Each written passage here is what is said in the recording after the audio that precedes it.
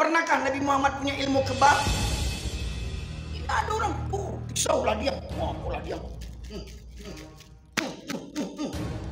Dia apa? Amalan zikir, amalan puasa, amalan sholat. Kalau betul-betul begitu, tentu Nabi yang lebih kebal lagi.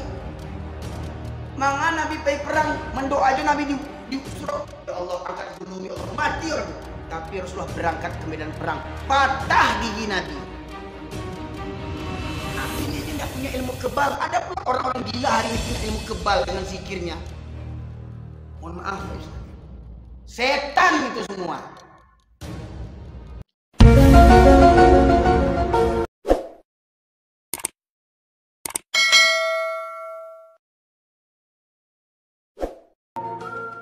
Sudah jelas berkumandang azan, ya. Apa kata Rasulullah? 2 solat yang berat bagi orang munafik. Solat Isya dan solat subuh berjamaah itu berat bagi orang munafik, Pak. Kalau Jumat penuh enggak? Sampai ke atas enggak? Subuh berapa banyak jamaahnya? Mana yang lain? Munafik. Laki-laki yang tidak ke masjid waktu Isya dan subuh, kata Rasulullah, bukan kata si Erwin, munafik. Pangi cuah. Kalau sekali baca inna sholati wa nusuki wa mahyaya wa mamati lillahi rabbil alamin, solatku, ibadahku, hidup dan matiku hanya untuk Allah. Bangun subuh aja susah. Itu membela agama Allah. Jago subuh aja susah. Bayangkan masuk orang kayak dulu tua di kampung tua. Orang balampu pakai suluh apa? Nggak pakai trompa, orang kasuruh lewat batang sawah segala macam pematang sawah, nggak balampu lu. Kinilah sanang listrik jalan rancak, mobil ada, motor ada, indak jo berangkat kamu saji leh. Bayangkan di zaman ini Pak Ibu sekalian. Dan sekarang pun walaupun ke masjid kan nih, yang datang ke masjid nih, mana para pemudanya? Mana pemuda Pak? Coba. Berapa orang? Itu bukan pemuda, itu anak-anak tuh. 1. Berapa umurnya? Hah? 25. Banyak Pak. Berapa umur Pak? Bapak baju kotak-kotak. Oh, 25. Pak, berapa umur? Oh, 25. Sudah berapa istri?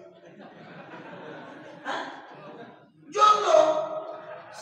Masya Allah. Kayak gini masih jomblo. Wah, suara kok hanya merdu. Bu, cepat booking. Cepat booking. Saya kalau anak saya nih, saya booking, saya kabek langsung. Ambil japui, orang Minang, orang Paring, bajapui kalau jual 8 bulan.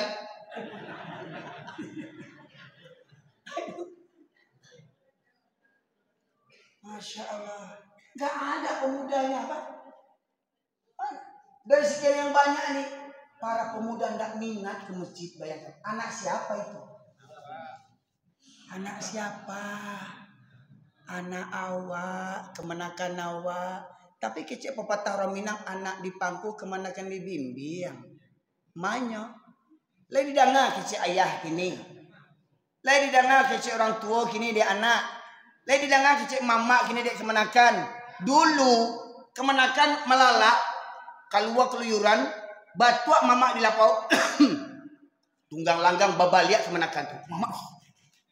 Kini mama batuk. Matilah. Di doanya mamanya mati. Matilah membalak dia diangkat. Awak tagah-tagahnya bentuk anak juga bentuk tu dia. Enggak terima kemenakan kini dinasihati di mamanya. Bahkan enggak terima orang tua. Umpama kok orang tua aku misalkan mama ambo. Ambo ditagah di mama. Orang tua berang anak udah lah wih.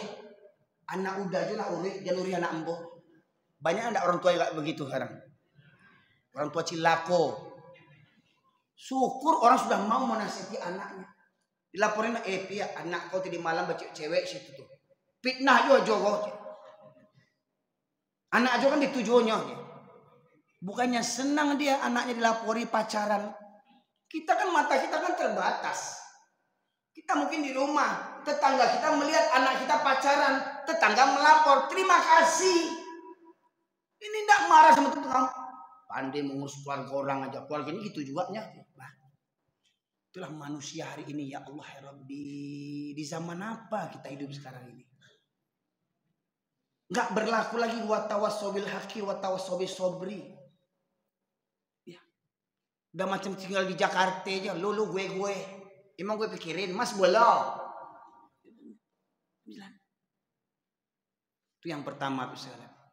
Apabila manusia dan dunia dipertuhankan, maka amal ibadah kita karena manusia akan sia-sia. Yang kedua Bapak sekalian, yang banyak menjadikan amal kita sia-sia. Allah tegaskan di dalam surat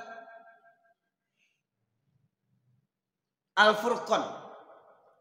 Ya, surat Al-Furqan surat ke-25 ayat 43 ayat 44. Allah berfirman, a'udzubillahi minasyaitonirrajim, ara'aita man ittakhadha ilahahu hawahu afa anta takunu alaihi wakila. Terangkanlah, sudahkah kamu mengetahui orang-orang yang mempertuhankan hawa nafsunya, mempertuhankan hawa nafsunya. Maka akankah kamu menjadi pemelihara atasnya? Kalau orang sudah mempertuhankan hawa nafsu, bisa tidak diselamatkan? Kita nasihati. Ya, dah sholat alai soalim banawa ang janggui sasewang. Awak menasihat untuk sholat, marah dia. Kalau orang Kristen kita ajak sholat marah wajar. Ini orang Islam tidak sholat kita ingatkan berangnya.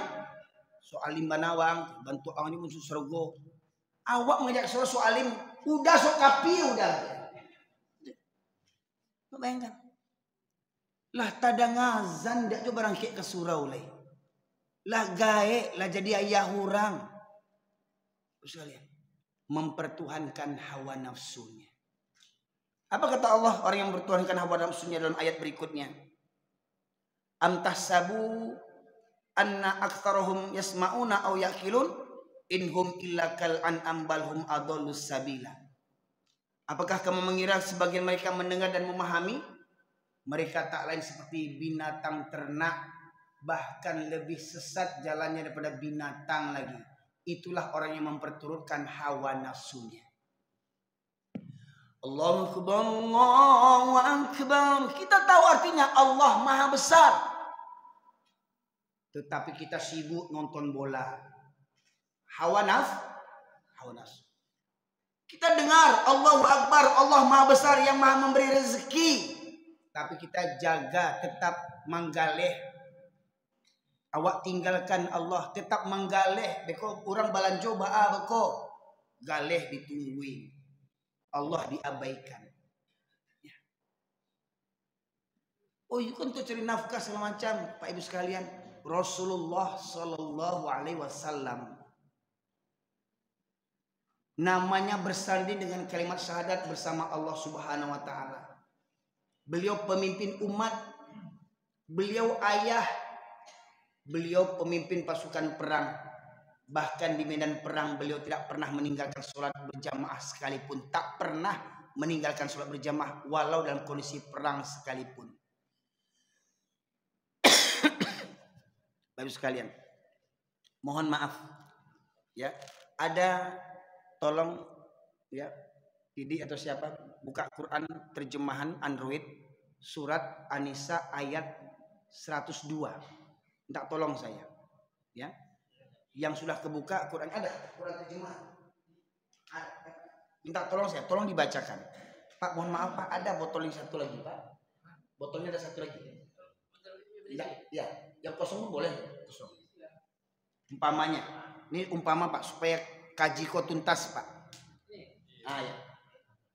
Kita dengarkan Sarak Mangato yang semestinya jadi adik laki-laki Minangkabau. Surat yang keempat. Surat An-Nisa ayat 102.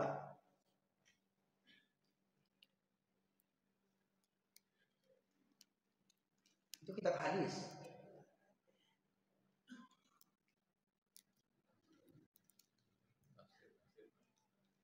Quran terjemahan, nggak ada.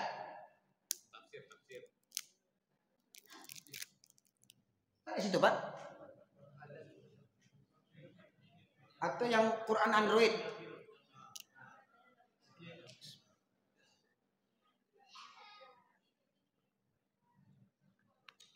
Nah, itu. Ya. Surat kedua, tolong baca. Surat keempat, surat An-Nisa ayat 102.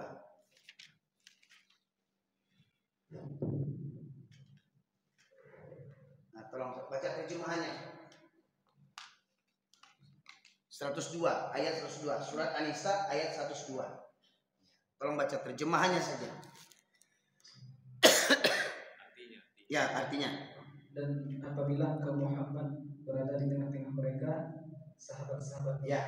Dan apabila engkau Muhammad, ini Muhammad siapa nih? Muhammad tukang bakso?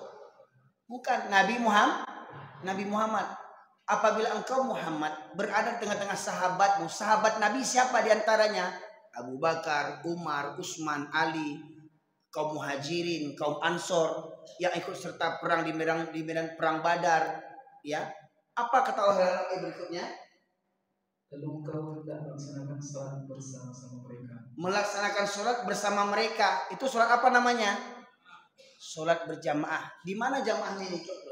Maka hendaklah segolongan dari mereka berdiri untuk sholat besertamu dan menyandang senjata mereka. Sholat dengan menyandang senjata. Itu sholat di mana? Sholat di medan perang. Allah perintahkan dengan berjamaah. Sholat di medan perang. Pak, sholat di medan perang apa taruhannya?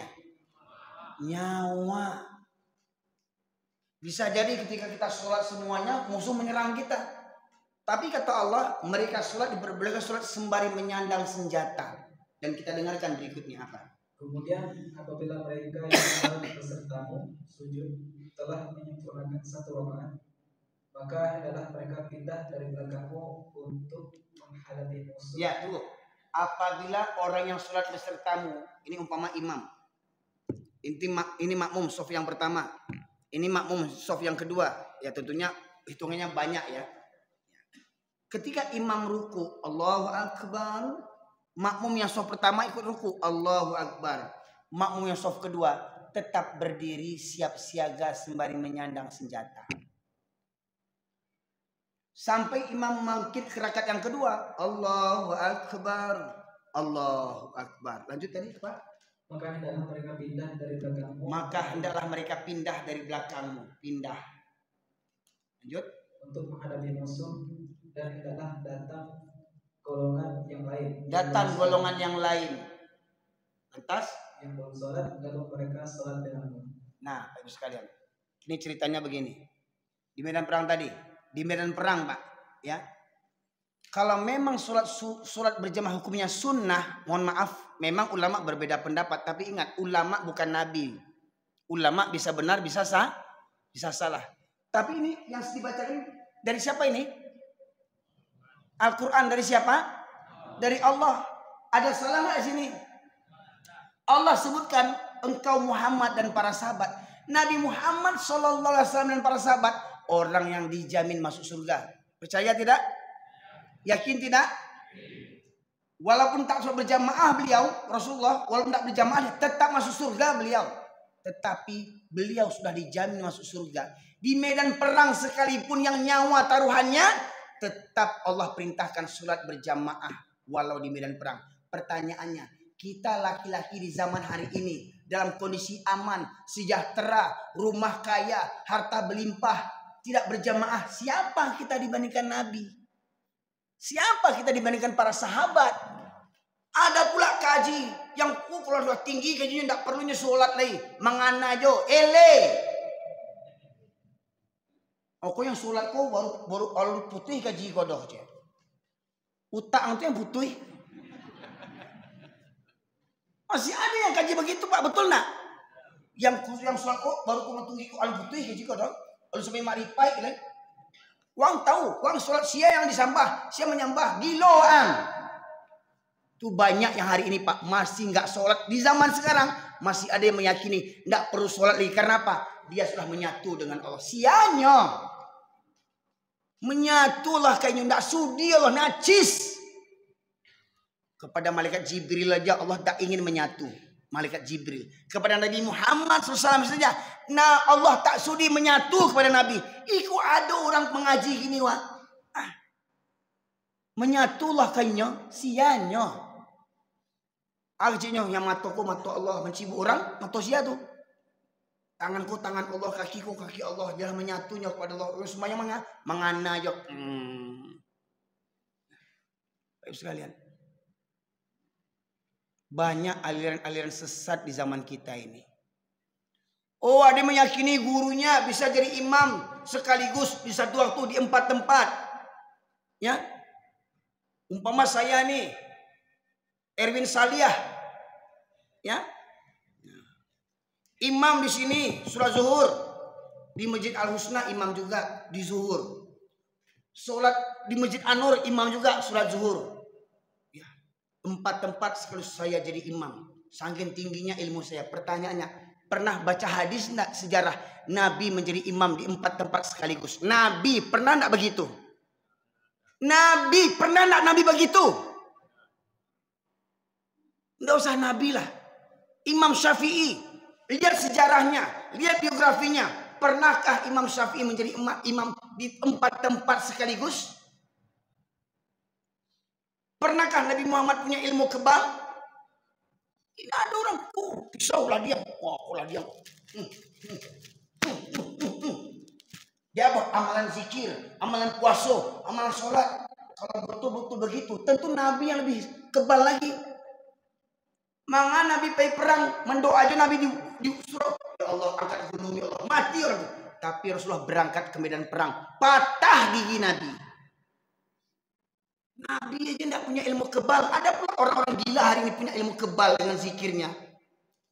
Mohon maaf Pak Ustaz. Setan itu semua. Orang yang punya ilmu kebal pasti tumbuh kesombongan dalam dirinya. Seakan-akan dia seperti Tuhan. Nabi saja, mohon maaf Pak, Abu Bakar, sahabat Nabi Abu Bakar itu matinya di mana Pak? Kapan matinya?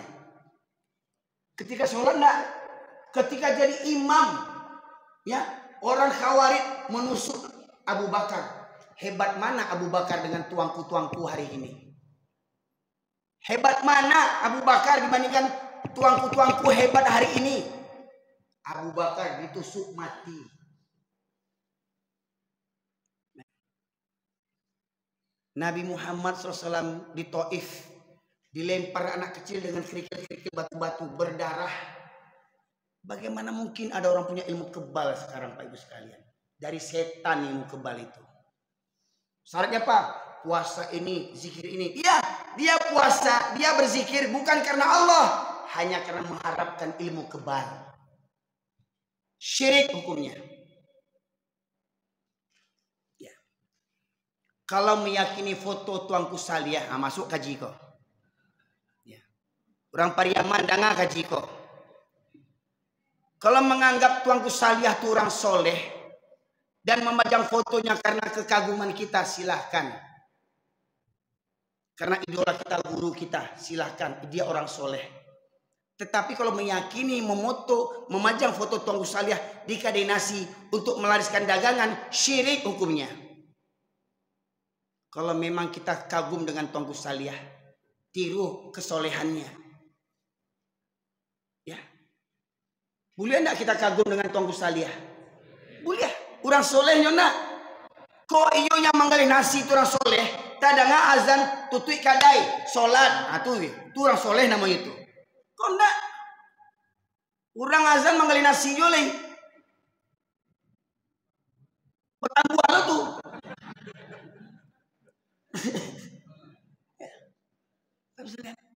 Kalau meyakini memajang foto Tunggu Salih dapat mendatangkan rezeki, syirik hukumnya. Siapa Tunggu Salih mendatangkan rezeki? Tapi kalau sekedar mengagumi, ya silahkan. Ya, itu kaji lain pula kita bahas nanti itu. Apa hukumnya memajang foto? Pak, di zaman Nabi ada foto enggak? Di zaman Nabi Musa ada gambar enggak? Foto nggak ada, gambar ada enggak? Coba Pak Ibu sekalian, pernah pergi ke piramid enggak? Piramid di Mesir. Ada enggak ukiran-ukiran gambar-gambar Fir'aun bentuknya? Ada enggak? Pernah ke Mesir? Belum. Sekalipun belum. Sama tuh. Bilo apa itu? Ada enggak gambar-gambar situ tuh? Gambar kepala manusia badan singa di Mesir sana, di Sphinx itu tuh. Kalaulah memang boleh memajang gambar, tentu gambar Nabi Muhammad ada, lebih layak gambar Nabi Muhammad untuk kita pajang, Pak Ibu sekalian. Hebat mana orang soleh sekarang dibandingkan Nabi Muhammad Sallallahu Alaihi Wasallam. Jadi mohon maaf Pak, tolong jangan fanatik buta, gunakan akal, gunakan otak awak. Kalau sekadar menaruh pajang foto orang soleh, Syekh Abdul Qadir Jailani dan segala macamnya, kalau sekadar memajang fotonya untuk mengagumi kesolehannya dan ingin meniru kesolehannya, itu bagus. Agar kita termotivasi. Wah, kok dapet awak bantu tunggu salih awak ndaknya. Solat awak, ibadah awak. Kok ndak dipajang foto tunggu salih? Jumat juga solatnya tuh, baru wak. Solat Jumat juga tidak ada. Aku ma'asyiral muslimin. Ya. Itu karena apa? Karena memperturutkan hawa nafsu. Ayo sekalian. Ya. Ma'asyiral muslimin rahmati Allah. Kita lanjutkan lagi. Ya. Solat tadi ini di medan perang ini. Ya. Jadi tadi mohon maaf. Ketika imam sudah ini kita balik lagi tadi. Ketika ini sudah selesai 1 rakaat. Ya. Sami Allahu liman hamidah, Rabbana lakal. Ini tetap berdiri siap siaga sembari menyandang senjata. Imam sujud, Allahu Akbar, Allahu Akbar. Tetap berdiri siap siaga. Ketika imam bangkit ke rakaat yang kedua, Allahu Akbar, Allahu Akbar. Makmum yang tadi mengikuti imam mundur ke belakang. Makmum yang tadi bersiap siaga maju ke depan. Bergantian menyempurnakan 1 rakaat. Allahu Akbar, siap siaga. Imam menunggu sembari siap siaga. Itu di medan perang. Kalaulah memang sholat berjamaah hukumnya sunnah, maka di medan perang lebih layak sholat berjamaah ditiadakan. Tapi tidak diberikan keringanan oleh Allah walau di medan perang. Pertanyaannya, kita yang hadir hari ini, laki-laki yang hadir hari ini, apalagi mengaku orang Minang yang baradai, siapa kita dibandingkan Nabi? Siapa kita dibandingkan sahabat? Maka kita lebih layak untuk tidak mengabaikan sholat berjamaah. Maka kita lebih layak untuk mendatangi sholat berjamaah walau dalam kondisi merangkak sekalipun. Lanjut. Dan jangan mereka bersiap-siaga dan menyandang senjata mereka. Orang-orang kafir ingin agar kamu lengah terhadap senjatamu dan harta bendamu. Lalu mereka menyerbu kamu sekaligus. Dan tidak mengapa kamu meletakkan senjata-senjatamu jika kamu mendapatkan suatu kesusahan karena hujan atau karena kamu sakit. Nah, ternyata ada rukhsahnya, Pak. Ya. Boleh laki-laki tidak mendatangi sholat berjamaah di masjid kalau ada 2 kondisi di dalam surat ini. Walaupun nanti dalam hadis ada yang lain ada juga rukhsah bagi seseorang meninggalkan sholat berjamaah. Dalam ayat Allah ini disebutkan 2 kesulitan, karena hujan atau karena sakit. Pertanyaannya, kalau karena hujan Bapak Ibu tidak ke masjid, pertanyaannya, ketika jam kerja, Ibu Bapak kerjanya di Pekanbaru, kerjanya di Dumai, ketika hujan berangkat kerja enggak? Berangkat kerja enggak? Kantornya jauh. Ini apa? Berangkat kerja. Hari hujan. Mobil enggak punya. Yang cuma ada motor. Naik apa ke kantor? Naik motor pakai mantel. Atau kantor sekitar 100 meter. Kita orang desa ke kantor desa hari hujan, ya kita ke kantor enggak? Motor enggak ada, yang ada cuma payung. Berangkat enggak? Apalagi kalau kita punya mobil dinas, mobil rakyat, bukan mobil pejabat, mobil dinas, jangan sombong. Pakai mobil dinas sombong, uang kami itu ya, sombong. Pakai mobil dinas bukannya dipakai untuk ke kantor, malah pakai ke plaza. Tak tahu diuntuang. Begaya jo piti hawanya, awak kena pajak, ini sang-sanang duitnya. Mohon maaf Pak ya, itu nggak di sini itu orang itu. Ya. Ya. Mobil ada kalau hujan berangkat ke kantor. Kenapa ke masjid nggak berangkat? Masjid dekat dengan rumah. Apa alasan lagi? Hujan. Perlu pakai mobil. 5 meter pakai mobil. Jadi lihat dulu hujannya. Kalau hujannya hujan badai sampai banjir, galodo, itu nak ke rumah. Ikut sambil dapat kaji, kata Ustaz Ewin harus ke masjid. Oh, mati sana Allah. Tele nama itu. Lah tahu galodo banjir ke Surojo wak le. Ya. Selamatlah rumah awak, nyawa awak. Pertama sakit hujan dari itu. Lihat kondisi hujannya. Yang kedua karena sakit. Nah, boleh kalau sakit kita nak ke surau. Tapi tanya dulu. Kenapa Pak nak suruh sakit Ustaz? Sakit apa? Sakit panau. Panau nak masuk hitungan. Sakit panau nak ke surau. Lama. Dekada nak ke surau Pak. Kadang ada orang cek lah ceritanya itu. Kenapa nak ke surau Pak? Sakit. Kok gitu Pak? Sakit hati saya sekarang pengurus yang baru nih. Rupanya Bapak ini pengurus lama. Ganti pengurus sakit hati dia. Kau ndak ambo yang ngapu surau kau ndak kanidui surau kau doh. Berganti lo ambo. Kau pengurus sakit utak kau namanya. Bantu hebatnya mengurus musaji. Ya. Musaji kau milik Allah bukan milik awak, bukan milik pengurus Pak. Mohon maaf Pak ya. Masjid ini Bapak itu sebagai amanah untuk mengurus masjid bukan menguasai masjid. Ya. Ini sok santiang lo mengurus suraunya. Ya. Keuangan ndak jaleh. Ada yang bantu atau sakit hati jadi pengurus yang baru. Itu enggak masuk hitungan tuh Pak. Ya. Ini masyaallah muslimin. Jadi ada rusuhnya. Begitu pula ketika kita musafir. Ya. Saya Pak alhamdulillah ke Jakarta sering dari Sumatera Barat ke Jakarta naik bis Minangkabau. AMS, NPM, transport, Palala, Sembodo, alhamdulillah. Dalam perjalanan tuh kalau setiap subuh tuh alhamdulillah bisnya berhenti di masjid. Subuh, maghrib. Bayangkan menjelang subuh kita tidur di bis. Tiba-tiba bangun sudah di halaman masjid. Apa kata supir? Sholat. Kata kena bangun sholat. Kita disuruh sholat, supirnya nggak sholat. Nah, ini masalahnya gini kok. Elo ndak amal itu Pak. Mantan awak ke surau di jagoannya awak ya, tapi tidak cukup elok kalau ndak ikut sholat. Gugur amal kebaikan kita. Ingat sholat itu tiang agama. Sebaik apapun kita kepada manusia, tetapi kepada Allah kita tidak jalin hubungan, maka sirna semuanya kebaikan kita di mata manusia. Ketika kepada Allah kita dustakan Allah, kepada manusia kita baik, kepada Allah kita durhaka. Baik sekalian. Nah, itu masalahnya. Kadang supir kok orang Minang lo sadanya kok. Orang berada Sumbayang indah. Baru betul saat mulai kasar muncung besar aja. Bukan muncung ngambu yang kasar Pak. Coba dengar. Sore ke-7 ayat 179. Nah itu dia. Ini memang sengaja Pak ayat favorit saya.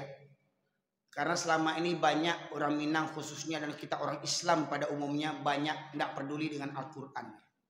Al-Quran cuma untuk hiasan. Al-Quran cuma untuk MTQ. Tapi Al-Quran tidak dipahami dan diamalkan dalam kehidupan kita sehari-hari. Kita dengarkan surat Al-A'raf ayat 179. Dan sungguh akan kami isi neraka jahanam banyak dari kalangan jin dan manusia. Mereka memiliki hati tapi tidak mempergunakannya untuk memahami ayat-ayat Allah, dan mereka memiliki mata tetapi tidak mempergunakannya untuk melihat tanda-tanda kekuasaan Allah. Dan mereka mempunyai telinga tetapi tidak digunakan untuk mendengarkan ayat-ayat Allah. seperti hewan ternak. Seperti apa? Seperti hewan ternak. Seperti hewan ternak. Bahkan lebih sesat lagi. Bahkan lebih sesat lagi. Mereka itulah orang-orang yang lengah. Mereka itulah orang-orang yang lengah dan lalai. Apa kata Allah? Sungguh akan kami penuhkan neraka jahanam banyak dari kalangan jin dan manusia. Siapa yang memenuhi neraka jahanam ini? Mereka yang punya hati, tetapi tidak ada takut kepada Allah, meninggalkan sholat. Mereka yang punya hati, tidak takut korupsi. Sholat iya, tapi korupsi. Mereka punya hati, ya sholat iya, tapi curang dalam pemilu, sogok menyogok, zolim menzolimi, perkara undang-undang diatur demi kemenangan, demi kezoliman. Sholat iya, tapi tidak takut menzolimi warganya, rakyatnya. Ya. Sholat iya, tidak ada takut kepada Allah. Para wanita sholat iya, tetapi jilbab kapan maunya saja berjilbab. Ke pasar pakai jilbab, ya. Ke kantor pakai jilbab, sekolah pakai jilbab, di rumah menyapu halaman, serokotok lakinya dipakainya. Ya. Tuh, tidak ada takutnya apa misalnya. Walahum a'yunul la yubsiruna biha, mereka punya mata tetapi tidak digunakan untuk melihat tanda-tanda kebesaran Allah. Tsunami di Aceh, tsunami di Donggala, longsor, tanah berjalan, banjir, banjir di pesisir selatan, galodoh di Bukit Batabuah, Canduang. Ya, adakah kita mengambil pelajaran? Gunung Merapi mengeluarkan debu panasnya, mati pendaki gunung Anak Pekanbaru diantaranya, betul nak? Adakah ambil pelajaran, ibu sekalian? Walahum adzanul la yasma'una biha, mereka punya telinga tetapi tidak digunakan untuk mendengarkan ayat-ayat Allah. Punya telinga tidak mendengarkan ayat-ayat Allah. Suara kumandang azan ayat Allah enggak? Allahu akbar, Allahu akbar, hayya 'alas salat, as-salatu khairum minan naum. Tahu enggak artinya itu? Ya? Sholat lebih baik daripada tidur. Pertanyaannya, berapa banyak yang datang sholat dibandingkan yang tidur? Lebih banyak yang tidur. Binatang, Allah nih, mereka seperti binatang ternak, bahkan lebih sesat lagi. Nih syarat mengatur nih, firman Allah nih, udah dengar kaji baca Quran tapi tidak dipahami. Wajib sholat berjamaah bagi Nabi walau di medan perang. Kita laki-laki tidak datang ke masjid, siapa dibandingkan Nabi? Binatang yang nak musaji itu. Kita cari besok subuh, sianan orang saya binatang besok.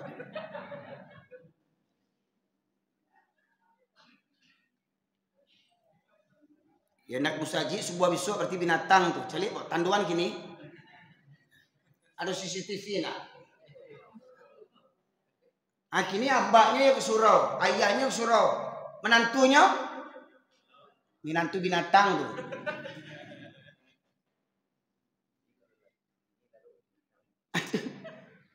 Jo binatang gitu lalu lah jadi ayah orang laki orang sholat dulu takana tuh. Binatang ternak kata Allah, binatang ternak. Binatang ternak tuh kabau binatang ternak enggak? Jawi, kambiang, namu hadis samonjo kabau. Jadi kalau ada orang Minang sholat dulu takana, yo sabana kabau tuh. Itu halal, ndak namu hadis samuan. Kita dengar pula ayat 176. 176 surat yang sama Al-A'raf. Dan sekiranya kami menghendaki, niscaya kami tinggikan derajatnya dengan ayat-ayat itu. Tetapi dia cenderung kepada dunia dan mengikuti keinginannya yang rendah. Maka perumpamaannya seperti anjing. Seperti apa? Seperti anjing. Yang keras suaranya. Seperti keras baca Quran tadi. Seperti anjing. Seperti anjing gitu. Pak, ini Quran yang dibacanya. Bisa renungan nggak? Tolong baca ayat ini dengan suara yang merdu, ayatnya. Seperti merdu yang tadi membacanya. Walau syi'na la rafa'na. Ya. Alhamdulillah.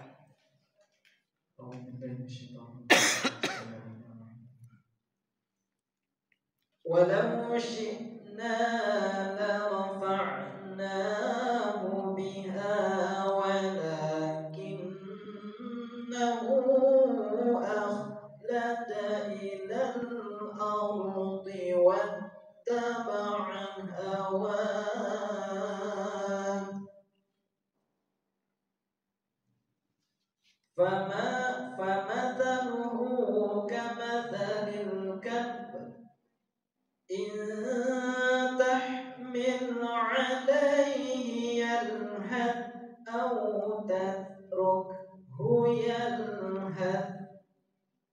ذلك مثل القوم الذين كذبوا بآياتنا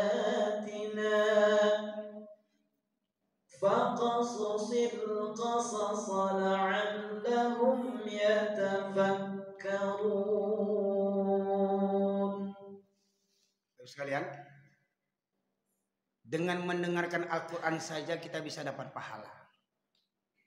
Dengan membaca Al-Quran kita bisa dapat pahala. Tetapi belum tentu ridho Allah kita dapatkan. Karena ridho Allah kita dapatkan karena di puncak keutamaan Al-Quran ketika kita mengamalkan isi Al-Quran dan menjadikan Al-Quran sebagai pedoman. Tadi ananda kita membacakan Al-Quran dengan suara yang merdu. Senang tak hati kita? Pertanyaannya, paling utama sekali Al-Quran Allah turunkan untuk apa? Paling utama sekali Al-Quran Allah turunkan untuk apa? Pedoman, petunjuk. Tapi jangan lupa Al-Quran ini berbahasa Arab. Ngerti kita isinya? Hah? Tahu kita artinya? Maka wajib kita baca terjemahannya. Setelah dibaca terjemahannya, kita fahami maksudnya. Ya, aneh. Tadi dibacakan ayatnya dengan suara yang merdu. Kita minta ulang balik baca terjemahannya. Renungkan Pak, tolong simak terjemahannya ini supaya meresap dalam kolbu kita. Dan sekiranya kami menghendaki, niscaya kami tinggikan derajatnya dengan ayat-ayat itu. Nah, kalau Allah ingin memuliakan kita, maka Allah muliakan kita dengan Al-Quran. Kita faham, kita baca, kita kuasai tajwidnya, tilawahnya, ya, kita fahami, kita amalkan, kita hafal, Allah muliakan kita. Tetapi dia cenderung kepada dunia dan mengikuti keinginannya yang rendah. Tetapi dia cenderung kepada dunia. Al-Quran tak berani disampaikan nyata karena apa? Takut orang benci. Mohon maaf, Al-Quran cuma dibaca, Al-Quran cuma dihafalkan, tetapi tak berani menyampaikan isi Al-Quran yang sebenar-benarnya. Ya. Maka kata Allah, maka perumpamaannya seperti anjing. Perumpamaannya seperti anjing. Perintah sholat ada dalam Al-Quran. Perintah menutup aurat ada dalam Al-Quran. Perintah sholat berjamaah ada dalam Al-Quran. Ketika kita abaikan Al-Quran, cenderung kepada dunia, habis waktu untuk nonton bola, nonton olimpiade, bampok, main koa, panjat pinang, jadi barwak 17 Agustus, jadi barwak manjat pinang semuanya, ya. Dan mengikuti hawa nafsu yang rendah, maka perumpamanya seperti anjing, kata Allah. Banyak orang bilang kasabana Ustaz, ambu pelunak, perumpamanya seperti anjing. Jadi kalau ada anak daro jomara pulai pengantin yang enggak sholat, waktu baralek enggak sholat, anak daro anjing. Minantu galanya sidi Sultan Bagindo sholat enggak sidi anjing. Islam 7 keturunan enggak mengerti jole. Umur 40, 50, 60 enggak ngerti juga lagi ngerjakan sholat, enggak juga ke masjid lagi. Ayah anjing.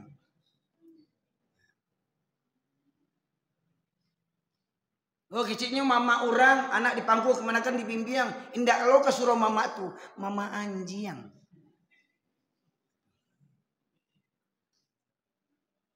Bundukan doang untuk aurat indak, ya tinggi kepala membungkuk untuk tumbuang barua. Bundukan doang anjing. Oh Quran kok. Sengaja meminta dibacakan Quran. Yang pertama menyebut anjing tadi imam Allah. Terang sama ambo, beliau baca itu lah. Ambo mau ulangnya, ambo sudah aku pulang le. Kok berang ke beliau? Bungkang di batu sekali.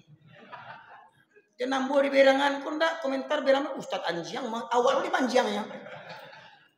Anjing itu kajinya, balenya kaji Ustadz anjing rumah itu. Ini Quran yang bicara apa? Ya mungkin tidak berani, tidak banyak penceramah yang berani menyampaikan ini. Apa yang ditakutkan? Apa yang ditakutkan Quran yang dibacakan? Kalau ada yang tersinggung sakit hati, berarti anjing yang sebenarnya itu.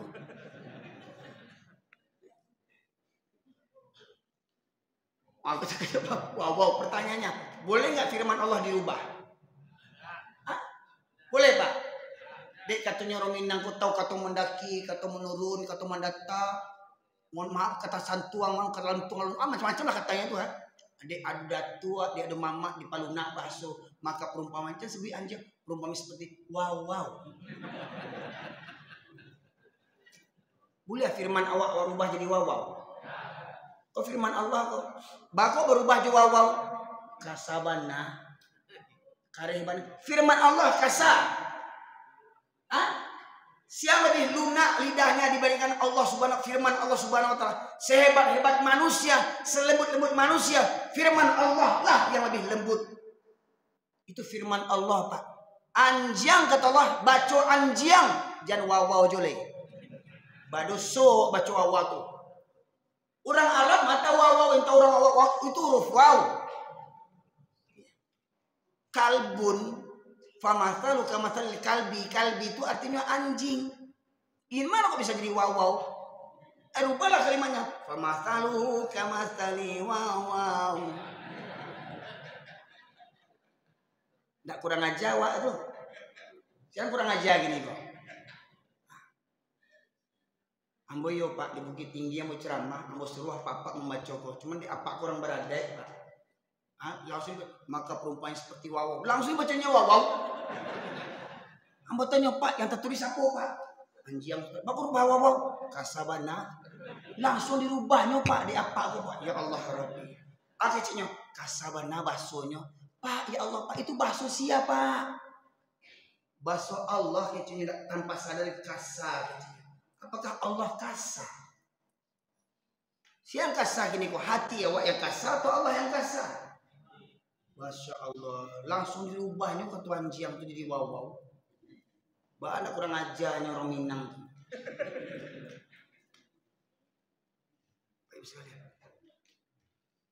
Jadi kalau bantu akulah perangai gitu Pak Ibu sekalian. Kita beragama menurut hawa nafsu, maka sia-sialah amal kita selama hidup kita di dunia Pak Ibu sekalian. Sebenarnya banyak kali sampaian Pak Ibu sekalian. Cuman kinilah jam 10 lewat. Kalau taruhan kaji kok sampai pagi tidak selesai kaji kok. Bah kira-kira Pak Ibu sekalian. Kita tutup le. Kita taruhan sampai pagi. Le talok. Yo mana kok? Amat galak. Ikulah cacing. Pak Ibu sekalian. Kita sambunglah bila-bila buka ya. Itu pun kalau nama mengundang ambo ya. Jangan pokoknya tanya, siapa Ustaz kok? Ustaz Erwin, Ustaz Anjiang tu ya. Baliknya kaji kawan. Yang undang Ustaz Anjiang tu dia. Anjiang tu hajinya dia. Awak di panjiangnya. Siapa panjangan apaannya? Siapa mau panjangan apa tu siapa? Awak di panjiangnya dia. Kalau di surau anjiang-anjiang disebutnya. Itu firman Allah tu. Tapi kalau yang mendengar di luar ya kurang berang-berang orang siapa tu? Anjiang-anjiang betul di surau. Tapi tidak tahu dari kalimat anjiang tu kita membaca anjiang tu pahala kita dapat. Itu dari firman Allah. Tapi jangan pulau Pak pakai surau kelapau. Anjiang aja betul tu. Kurang ajar. Itu yang kurang ajar tu. Tapi kalau awak baca di lapau, boleh tak awak baca Quran di lapau? Boleh di pasar baca Quran? Baca terjemahan pakai mic. Kalau kami menghendaki, maka kami tinggikan derajatnya dengan ayat-ayat itu. Tetapi mereka cenderung kepada dunia, mempertuakan hawa nafsunya, perumpamaan seperti anjing. Ya. Yang sibuk manggaleh, tidak sholat, anjing. Yang sibuk barale, duduk di pelaminan, sholat indah, anjing. Anak daro, ibu yang cik itu. Ibu yang cik itu anak daro anjing, cik itu kena. Jangan bosan kesalahan. Orang kaji sekalian. Jadi kalau ada minantu, awak tidak kesuruh minantu anjing. Hati-hati sekalian. Aku bangga punya minantu, punya auto pajero, kamu saja tidak minantu anjing. Firman Allah kita sampaikan. Nah, mudah-mudahan dia kaji kau disuap ya panuah surau kau diulang sebenarnya. Ya nak tiba berarti tinggal pilih lah. Tinggal pilih. Ibu kabelaki je orang tu jual anjiang. Ya. Kau anjiang mana di pangan? Anjiang mana di pangan? Bungkam lah. Jadi kau ada lagi tu tak sembayang tu. Bungkam. Anjiang ngomong. Maka usahakan bisuak sebuah panuah di orang surau tu. Yang anjiang dilarang masuk. Ya. Yang rumahnya dake usaji ndak jadi boleh berarti subana anjiang tu. Apa kaji? Ya. Minta ilang sudah mau aku pulang le. Ndak diundang sudah kau berhenti masa undang boleh. Yang penting kaji sampai. Itu caliat le. Di kampung kau nan banyak orang atau anjing yang banyak. Ya. Tinggal caliat busuk sebuah. Sia yang orang sebananya pastinya bagi gigi supaya surau. Ya. Apanya hati-hati Bu, Pak. Bak kecil Buya Hamka. Kalau ingin melihat orang Islam, lihat waktu sholat Jumat, keluar tuh, pampuk keluar, koruptor keluar, orang zolim keluar. Tapi kalau ingin melihat orang beriman, lihat waktu subuh. Siapa yang rutin ke masjid waktu subuh, itu tanda orang beriman. Begitu pula kalau Bapak ingin cari menantu, cari waktu subuh. Siapa yang rajin ke masjid, ambil di menantu. Walau umurnya 75 tahun. 70. Kamu yakin tidak akan selingkuh menantu ibu? Baru tong bana kok orang tua gitu dapat bini muda. Tidak akan selingkuh cuma tidak percaya cukup. Dia nak pilih mana cocok dia. Kamu yakin akan setia karena ibu tuh kama-kama dipaci. Baik. Sekarang yang ke masjid waktu subuh tuh ya ikut yang tua nanti boleh. Yang muda-muda mana? Mana yang muda? Anjiang. Nah, semoga di rumah awak kurang sadonya. Maka sebuah bayoyo jagoan, bayoyo jagoan. Kena bungkam di batu. Itu kalau baca. Ya. Nah, kok menyasai Bu mendengar kajian buku? Ampun minta ampun. Menyasal awak di panjangan jam ustaz kau aja. Ya. Segagah tu menantu awak di panjangnya. Menantu awak lah jalan eselon 1, eselon 2. Nak mau jadi aku eselon tu anjiang.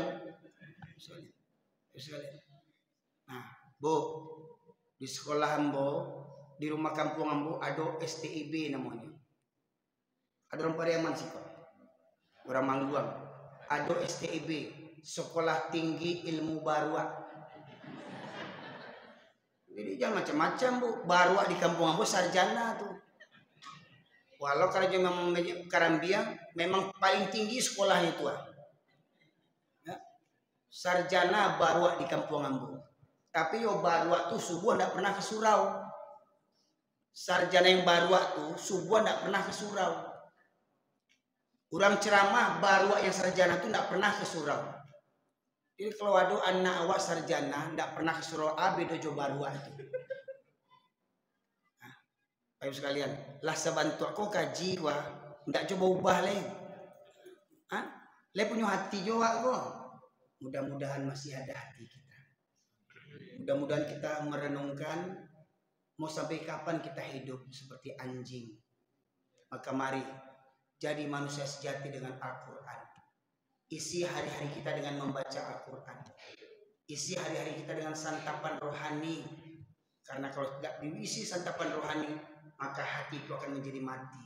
Kalau sudah hati menjadi mati, khatamallahu ala qulubihim wa ala sam'ihim wa ala absarihim ghisyawatun wa lahum adzabun azim. Kalau sudah Allah kunci mati hatinya, Allah sumbat pendengarannya, Allah tutup matanya, sedangkan apapun rumah dengan masjid takkan bisa melangkah ke masjid ya. Kenapa? Allah kunci mati hatinya. Maknanya apa? Allah tidak menginginkan kebaikan dari dirinya. Allah padianya. Maka semoga kiranya Allah bukakan pintu hati kita. Semoga kiranya Allah gugurkan dosa-dosa kita.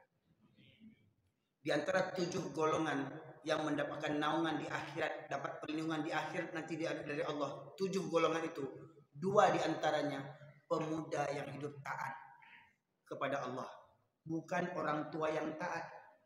Jadi kalau orang tua ini kesuruh wajar dia pensiun, ya dulu muda-muda mangan lu, ya lagi gege baru ke pensiun mengadu ke Allah, ya Allah penyakit ikut, ya.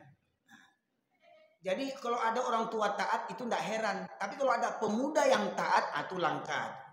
Ya. Tuh yang belakang tiang tuh, yang umurnya 25 tuh, atau orang cari lihat tuh manusia langka tuh. Jangan sampai punah, cie itu tinggalnya. Jangan sampai punah. Ya. Jangan cuma hari kerja tibonya. Hati-hati wah, lah menengah kaji kau subuh nak tibo kok jadi anjam kok. Tanduan lah. Makan buah si kamala kamu.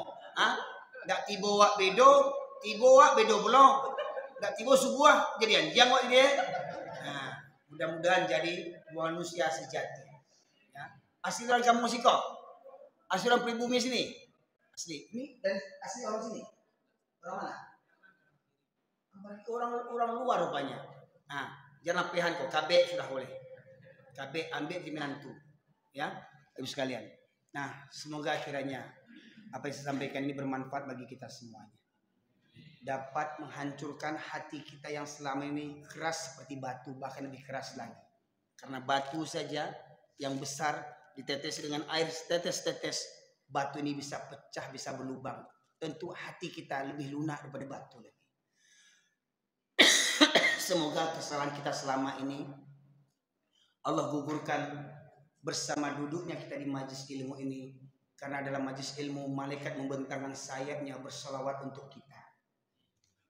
Seluruh makhluk di muka bumi ini bahkan bebatuan berzikir berselawat untuk kebaikan kita. Maka jangan henti-hentikan langkah kaki kita menuju ke masjid. Karena pada hakikatnya langkah menuju ke masjid adalah langkah menuju Allah Subhanahu wa taala. Tapi ingat, jangan lupakan anak keturunan kita. Ketika bapak ibu pergi ke masjid, tolong sertakan anak-anak kita dengan kasih sayang. Jadikanlah anak di pangku kemenakan dibimbing. Bangunkan menantu waktu subuh. Jangan malu, jangan sungkan. Kalau memang sayang kepada menantu, bangunkan waktu subuh. Bawa ke masjid. Semoga kiranya keluarga kita menjadi keluarga yang sakinah, mawadah, warahmah. Semoga dari rahim ibu-ibu, dari bapak-bapak sekalian terlahir keturunan yang soleh dan solehah, dan Allah menganugerahkan keluarga yang sakinah, mawadah, warahmah. Tidak ada manusia yang tak punya dosa, kita semua pendosa. Tapi yang dicintai Allah adalah orang yang pendosa namun dia bertobat kepada Allah Subhanahu wa taala. Itu lebih dicintai Allah Subhanahu wa taala. Semoga kiranya Allah bukakan pintu tobat. Semoga kiranya Allah hapuskan dosa-dosa kita. Semoga kiranya dengan selalu kita melangkahkan kaki menuju ke masjid, semakin banyak dosa-dosa kita yang digugurkan oleh Allah sampai kita menghadap Allah tanpa membawa dosa. Amin ya rabbal alamin. Subhanakallahumma bihamdika asyhadu an la ilaha illa anta astaghfiruka wa atubu ilaik. Alhamdulillahirabbil alamin. Assalamualaikum warahmatullahi wabarakatuh.